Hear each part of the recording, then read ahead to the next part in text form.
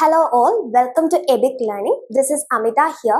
So നമ്മൾ ഇന്ന് discuss ചെയ്യാൻ പോകുന്നത് സെറ്റ് ഇംഗ്ലീഷിലെ യൂണിറ്റ് 3 ആണ്. So 20th century and contemporary British literature. So അതാണ് നമ്മുടെ ഫസ്റ്റ് മൊഡ്യൂൾ എന്ന് പറയുന്നത്. അപ്പോൾ ഫസ്റ്റ് മൊഡ്യൂളിൽ ആദ്യം തന്നെ നമ്മൾ ഡിസ്കസ് ചെയ്യാൻ പോകുന്നത് എഡ്വേർഡിയൻ ഇറയെ കുറിച്ചിട്ടാണ്. 1901 മുതൽ 1910 വരെയുള്ള കാലഘട്ടത്തിനെയാണ് എഡ്വേർഡിയൻ ഇറ എന്നറിയപ്പെടുന്നത്. സോ പേര് പോലെ തന്നെ great ബ്രിട്ടനില് king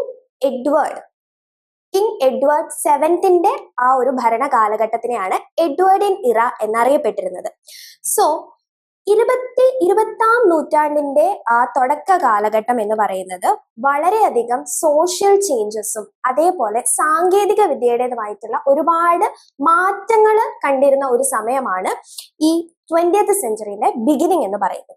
so it was a time where Britain was its imperial height. അതായത് ബ്രിട്ടൻ എന്ന് പറയുന്ന ആ രാജ്യം തന്റെ എല്ലാ തരത്തിലുള്ള ആ ഒരു ബ്രൈറ്റ്നെസ്സിൽ ആ ഒരു തിളക്കത്തിൽ നിന്നിരുന്ന ഒരു സമയമായിരുന്നു.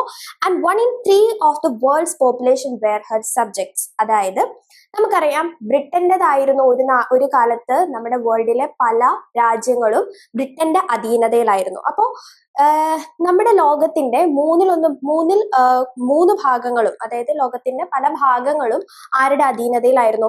ബ്രിട്ടന്റെ അധീനതയിലായിരുന്ന ആ ഒരു സമയം. അപ്പൊ എല്ലാ ലോകത്തിന് മുമ്പിൽ ബ്രിട്ടൻ എന്ന് പറയുന്നത് അത്രത്തോളം വലിയ ഒരു സാമ്രാജ്യത്വ രാജ്യമായിരുന്ന ഒരു സമയം കൂടിയാണത്. On the other side of the Atlantic, Americans were experiencing newfound wealth and indulging in cuisine, fashion and entertainment and travel as never before.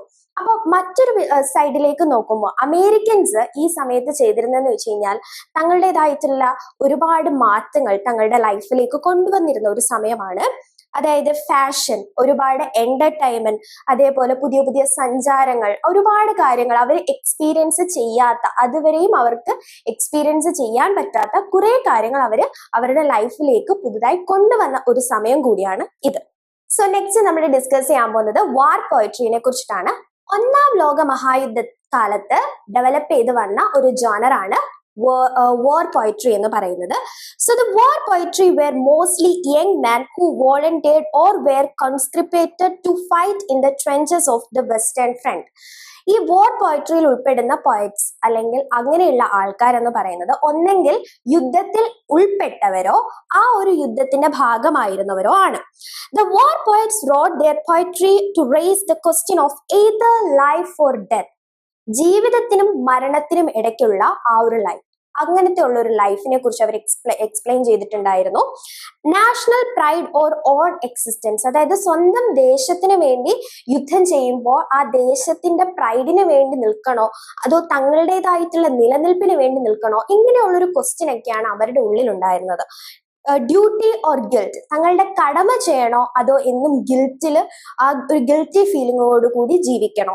And courage or കവേർഡ്നെസ്, ധൈര്യശാലി ഇരിക്കണോ അല്ലെങ്കിൽ ഒരു ഭീരുവായിരിക്കണോ. ഇങ്ങനെ ഒരുപാട് ക്വസ്റ്റ്യൻസ് ഇവരുടെ ഉള്ളിൽ ഉണ്ടായിരുന്ന ഒരു സമയമാണ്. അതായത് വാർ പോയറ്റ്സ് എന്ന് പറയുന്നത് കൂടുതലും ഈ വാറിൽ ഇൻവോൾവ് ചെയ്ത ആൾക്കാരായത് കൊണ്ട് തന്നെ life or death, courage or cowardness or life pride or national pride or own existence, ഇങ്ങനെ പല ചോദ്യങ്ങളായിരുന്നു അവരുടെ ഉള്ളിൽ ഉണ്ടായിരുന്നത്. സോ വാർ പോയറ്റ്സിനെ കുറിച്ച് പറയുമ്പോൾ the war poets or French poets, war പോയറ്റ്സിനെ നമ്മൾ ഫ്രഞ്ച് പോയറ്റ്സ് എന്നും വിളിക്കാറുണ്ട്. അവരറിയപ്പെടുന്നത് ആന്റി വാർ പോയറ്റ്സ് എന്നും കൂടിയാണ്. Because the soldier cum poets do not shows war's gravity but the war's futility. അതായത് ഒരിക്കലും ഇത്തരത്തിലുള്ള വാർ പോയറ്റ്സ് യുദ്ധത്തിന്റെ ആ ഒരു ഗ്രാവിറ്റിനെ കുറിച്ചിട്ട് പറഞ്ഞിട്ടില്ല, മറിച്ച് അവരതിന്റെ ഫ്യൂട്ടിലിറ്റി, അതായത് വാർ എങ്ങനെയൊക്കെയാണ് അവരുടെ ലൈഫിനെ ബാധിക്കുന്നത്, അതായത് മറ്റൊരാളുടെ ലൈഫിനെ ബാധിക്കുന്നത്, ആ രീതിയിലായിരുന്നു അവര് പോയംസ് കൂടുതലും എഴുതപ്പെട്ടിരുന്നത്. സോ അതിനകത്തിലെ മോസ്റ്റ് ഇമ്പോർട്ടന്റ് വൺ ആണ് റൂപ്പർട്ട് ബ്രൂക്ക്. സോ അദ്ദേഹത്തിന്റെ ടൈം പീരീഡ് എന്ന് പറയുന്നത് 1887 മുതൽ 1915 വരെയുള്ള കാലഘട്ടമാണ്. So his poetry was characterised by undashed patriotism and graceful lyricism. വളരെയധികം അദ്ദേഹത്തിന്റെ പോയത്തിൽ പേട്രിയോട്ടിസം, അതായത് ദേശസ്നേഹവും അതേപോലെ തന്നെ അദ്ദേഹത്തിന്റെ ഗ്രേസ്ഫുൾ ആയിട്ടുള്ള ലിറിസിസവും, ആ പോയംസ് എഴുതുമ്പോൾ അതിന്റെ ഓരോ ലിറിക്സും ഓരോ വരിയും അതിൻ്റെതായിട്ടുള്ള ഒരു ഗ്ലോറിഫിക്കേഷൻസിൽ അദ്ദേഹം എഴുതാൻ ശ്രമിച്ചിട്ടുണ്ട്. ചെയ്തിട്ടുണ്ട്. Volunteer for service in the world war first in 1914. 1914 അദ്ദേഹം വേൾഡ് വാറിൽ ഒന്നാം ലോക മഹായുദ്ധത്തിൽ ഉൾപ്പെട്ടിട്ടുണ്ട്. സോ അദ്ദേഹത്തിന്റെ മെയിൻ ആയിട്ടുള്ള വർക്ക്സ് ആണ് ഇനി നമ്മൾ ഡിസ്കസ് ചെയ്യാൻ പോകുന്നത്. The very first one is the soldier. So it is his most famous and most openly patriotic poem. ദേശസ്നേഹത്തിനെ കുറിച്ച് പറയുന്ന ഒരു പോയമാണ് ദ സോൾജിയർ. ഓർത്തിരിക്കാൻ എളുപ്പമാണ്. Robert brook is a war poet. അതായത് റോബർട്ട് ബ്രൂക്ക് എന്ന് പറയുന്നത് ഒരു വാർ പോയറ്റ് ആണ്. അദ്ദേഹത്തിന്റെ ഫേമസ് ആയിട്ടുള്ള വർക്ക് ആണ് ദ സോൾജിയർ. എല്ലാം വാറുമായിട്ട് അസോസിയേറ്റ് ചെയ്തതായതുകൊണ്ട് ഓർത്തിരിക്കാൻ കുറച്ചും കൂടി എളുപ്പമാണ്. സോ ഇതിൽ ഡിസ്കസ് ചെയ്യുന്ന അദ്ദേഹത്തിന്റെ പേട്രിയോട്ടിസം ആണ്, ദേശത്തിനോടുള്ള സ്നേഹമാണ്. And he imagines his own death but rather than conveying sadness or fear at such an event. ഒരു യുദ്ധം എന്ന് പറയുന്നത് പലതരത്തിലുള്ള എക്സ്പീരിയൻസ് ആണ് ഒരാൾക്ക് കൊണ്ടു കൊടുക്കുക. അപ്പൊ അദ്ദേഹത്തിന്റെ ഈ പോയത്തിലൂടെ ഒരിക്കലും വാറിന്റെ ഭീകരതയോ അത്തരത്തിലുള്ള എക്സ്പീരിയൻസോ ഒന്നും അല്ല പറയുന്നത്, സ്വന്തം മരണം തന്നെയാണ് പറയുന്നത്. He accept it as an opportunity to make a noble sacrifice by dying for his country. സ്വന്തം രാജ്യത്തിന് വേണ്ടി മരിക്കുക എന്ന് പറയുന്നത് ഒരു നോബിൾ ആയിട്ടുള്ള ഒരു കാര്യം, വളരെ നല്ലൊരു കാര്യമായിട്ട് അദ്ദേഹം കാണുന്നു. അപ്പൊ അതിനെ ഗ്ലോറിഫൈ ചെയ്തുകൊണ്ടാണ് ദ സോൾജിയർ എന്ന് പറയുന്ന പോയം അദ്ദേഹം എഴുതിയിരിക്കുന്നത്. സോ അദ്ദേഹത്തിന്റെ മറ്റു works the great, the dead, lover, heaven, piece and cloud safety, ഇതൊക്കെ അദ്ദേഹത്തിന്റെ പ്രോമിനന്റ് ആയിട്ടുള്ള മറ്റു പോയംസ് ആണ്. സോ അടുത്തതായിട്ട് നമുക്ക് പഠിക്കാനുള്ള വാർ പോയറ്റ് ആണ് വിൽഫ്രെഡ് ഓവൻ. സോ അദ്ദേഹത്തിന്റെ ടൈം പീരീഡ് 1893 മുതൽ 1918 വരെയാണ്.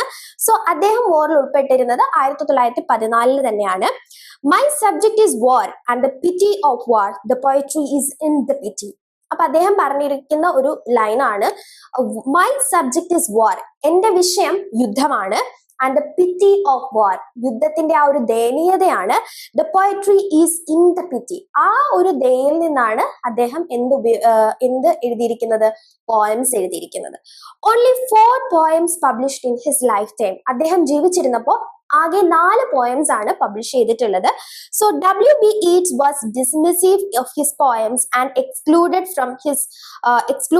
him from the Oxford Book of Modern Verse. അദ്ദേഹത്തിന്റെ അദ്ദേഹം ഒരു ഡിസ്മിസീവ് ഓഫ് ഹിസ് പോയംസ്, അദ്ദേഹത്തിന്റെ പോയത്തിനെ കുറിച്ച് അദ്ദേഹം ഭയങ്കര ഡിസ്മിസീവ് ആയിരുന്നു. ആൻഡ് അദ്ദേഹത്തിനെ ഓക്സ്ഫോർഡ് ബുക്ക് ഓഫ് മോഡേൺ വേർഡ്സിൽ നിന്ന് എക്സ്ക്ലൂഡ് ചെയ്തിട്ടുണ്ട് 1936. Brother Hobart Owen's memoir journey from obscurity. Hobart Owens എന്ന് പറയുന്നത് ഓവന്റെ മെമ്മോയർ ജേർണി ഫ്രം ഒബ്സ്ക്യൂരിറ്റി എന്ന് പറയുന്നത് അദ്ദേഹത്തിന്റെ ബ്രദറിന്റെ മെമ്മോയർ ആണ്.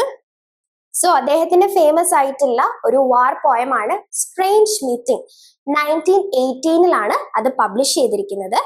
ഇതിൽ നറേറ്റ് ചെയ്തിരിക്കുന്നത് ഒരു സോൾജിയർ ഒരു അണ്ടർ വേൾഡില് യുദ്ധത്തിന്റെ സമയത്ത് എന്ത് ചെയ്യുന്നു, അദ്ദേഹം രക്ഷപ്പെടാൻ വേണ്ടിയിട്ട് ഒരു തുരങ്കത്തിൽ കൂടി പോകുന്നു.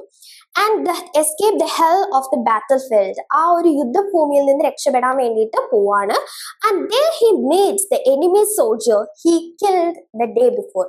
അങ്ങനെ പോയിക്കൊണ്ടിരിക്കുമ്പോൾ അയാള് തൊട്ട് തലേ ദിവസം അദ്ദേഹം കൊന്ന തന്റെ ശത്രു ആയിട്ടുള്ള ഒരു സോൾജിയറിനെ അവിടുന്ന് കാണുകയാണ്. സോ ഇതിന് എന്താണ് മനസ്സിലാക്കേണ്ടത്? This is a strange meeting. മരിച്ചുപോയ ഒരാളെ അതും അണ്ടർവേൾഡിൽ വെച്ച് കാണാന്ന് പറയുമ്പോൾ so it's his own death, right? അദ്ദേഹത്തിന്റെ തന്നെ മരണമാണ്. മരിച്ചു കഴിയുമ്പോൾ അവർ മീറ്റ് ചെയ്യുന്നതായിരിക്കാം. അങ്ങനെ പല ഇന്റർപ്രിട്ടേഷൻസും നമുക്ക് ആ ഒരു പോയത്തിൽ കൂടെ നമുക്ക് മനസ്സിലാക്കാം. ഓക്കെ, സോ അദ്ദേഹത്തിന്റെ മറ്റ് ഫേമസ് ആയിട്ടുള്ള വർക്ക് ആണ് ആന്തം ഓഫ് ഡൂംഡ് യൂത്ത്. 1917 പബ്ലിഷ് ചെയ്തിരിക്കുന്നത്. So form of Petrarchan sonnet and rhyme of an English sonnet. ഒരു പെട്രാർക്കൻ സോണറ്റിന്റെ ഫോമിലാണ്. ആൻഡ് റൈം എന്ന് പറയുന്നത് ഇംഗ്ലീഷ് സോണറ്റ് ആണ്. Then dulce et decorum est 1917 തന്നെയാണ് പബ്ലിഷ് ചെയ്തിരിക്കുന്നത്.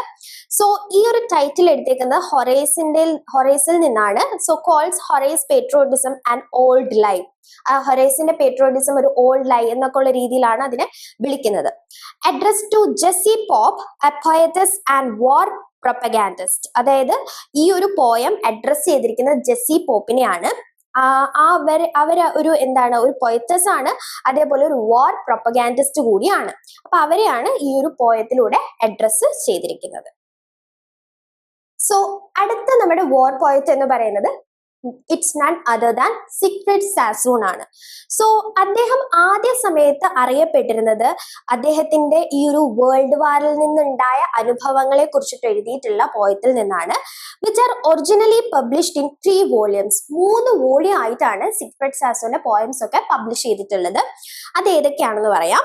പിക്ചർ ഷോ 1919ലാണ് പിക്ചർ ഷോ വന്നിരിക്കുന്നത്. Then counter attack and other poems 1918ലാണ്. ആൻഡ് ദ ഓൾഡ് ഹൺസ്മൻ 1917ലാണ്. അപ്പൊ 1917, 18, 19 അങ്ങനെയാണ് അദ്ദേഹം 3 വോളിയംസ് ആയിട്ട് പോയംസ് പബ്ലിഷ് ചെയ്തിരിക്കുന്നത്. ഈ ഗ്ലോറി ഓഫ് വിമൻ എന്ന് പറയുന്ന പോയത്തിൽ സാസൂൺ ക്രിട്ടിസൈസ് ചെയ്യുന്നത് the attitude of those at home towards the war and the soldiers fighting in particular their attitudes of women. അതായത് ഗ്ലോറി ഓഫ് വിമന്റെ അകത്ത് പറഞ്ഞിരിക്കുന്നത് എല്ലാ ആൾക്കാരും വേൾഡ് വാറിന്റെ സമയത്ത് എന്ത് ചെയ്യല, ഫൈറ്റ് ചെയ്യല, സോൾജേഴ്സ് അവിടെ ഫൈറ്റ് ചെയ്യുന്നു.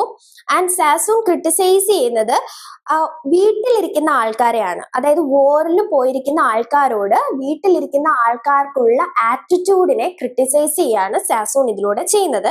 And soldiers fighting in particular their attitudes of women. അതായത് സ്ത്രീകൾക്ക് ആ വോറിന് പോയിരിക്കുന്ന പുരുഷന്മാരോടുള്ള ആറ്റിറ്റ്യൂഡ് എന്താണ്, അതിനെയാണ് അദ്ദേഹം എന്ത് ചെയ്യുന്നത്, ഇതിലൂടെ ക്രിട്ടിസൈസ് ചെയ്യുന്നത്. So in the hero, Sassoon again explores the patriotic attitudes of many of those on the home front. അതായത് ഹീറോ എന്ന് പറയുന്ന ആ പോയത്തിലൂടെ സാസൂൺ പിന്നെയും എക്സ്പ്ലോർ ചെയ്യുന്നത് ഒരു പേട്രിയോട്ടിക് ആറ്റിറ്റ്യൂഡ് ആണ്, അതായത് ദേശത്തിനോടുള്ള ഒരു സ്നേഹത്തിനെ കുറിച്ചൊക്കെയാണ്. And the general serves as a direct criticism by Sassoon of military authority. Military അതോറിറ്റിനോടുള്ള ഒരു ക്രിറ്റിസിസം ആണ് ദ ജനറൽ പറയുന്നത്. ആൻഡ് അദ്ദേഹത്തിന്റെ മറ്റ് ഓട്ടോബയോഗ്രഫിക്കൽ വർക്ക്സ് എന്ന് പറയുന്നത് the memoirs of George Sherston and Siegfried's journey and more of his poems were published as collected poems. കൂടുതലും അദ്ദേഹത്തിന്റെ പോയംസ് എല്ലാം കൂടെ കളക്റ്റഡ് പോയംസ് എന്ന് പറയുന്ന ഒരു വർക്കിൽ പബ്ലിഷ് ചെയ്തിട്ടുണ്ട്. 1947ലാണ് അത് പബ്ലിഷ് ചെയ്തിരിക്കുന്നത്.